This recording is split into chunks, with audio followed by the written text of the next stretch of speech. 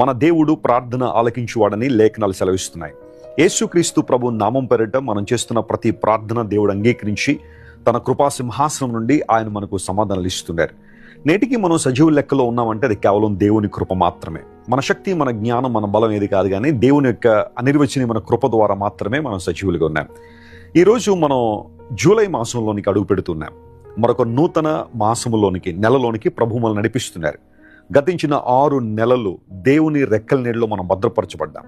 మహోన్నతుని నీడలో మనం దాచిపడ్డాం కాబట్టే సజీవుల లెక్కలు ఉండి ఆయన ఆరాధించగలుగుతున్నాం. ఈ 6 నెలల్లో చాలా మంది భవిష్యత్ గతించిపోయి ఉండొచ్చు. ఎన్నో విపత్కర పరిస్థితులు చాలా మంది ఎదుర్కొని ఉండొచ్చు. ఎందుకు బ్రతుకుతున్నామో తెలియదు అన్నట్టుగా చాలా మంది జీవిస్తుండొచ్చు. కానీ దేవుడు తన కృపా సమాధానాన్ని మన మీద కృమ్మరించి తన మహిమ కొరకు జీవించడానికి ప్రభు సహాయం చేస్తున్నారు.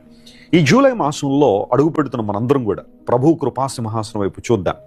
ఈ నెలంతా కూడా దేవుడు తన ఆత్మ ద్వారా మనల్ని నడిపించినట్లుగా పరిశుద్ధ